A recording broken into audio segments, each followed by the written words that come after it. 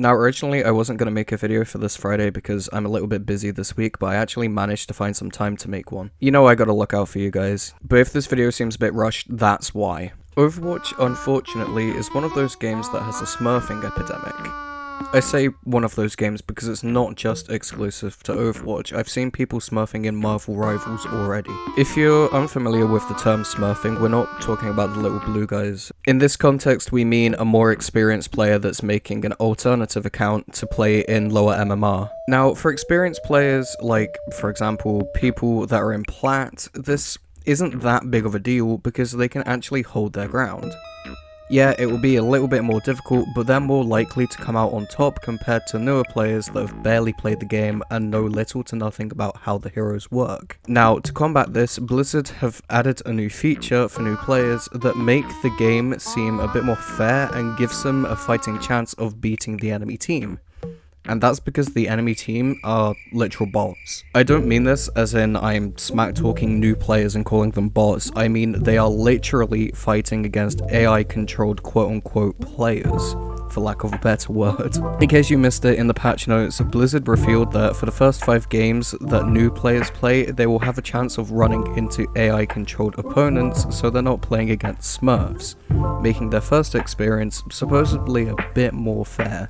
In my opinion, this is an awful decision because A, it doesn't give them the true Overwatch experience because they're playing against literal bots, and B, the limit of games you have to complete to unlock the other modes has been lowered down to 5 from 10, meaning that new players can go against 5 teams of bots and then go and play comp because their MMR will be calculated accordingly.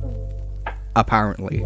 Yeah, I don't know, it's kind of weird. On the one hand, I can see where they're coming from. I can only imagine how infuriating it is to start playing a new game only to jump into a match and get absolutely farmed by players who are smurfing that generally have a higher MMR on their main account. But on the other hand, this is just such a stupid answer to a problem because it's still really not gonna fix anything. Players only improve if they play against more experienced players, so by putting them in with bots for 5 matches, they're not really getting the full experience and therefore aren't actually making any progress. Sure, they're learning the different abilities of different heroes and different maps, etc., but their game sense isn't improving.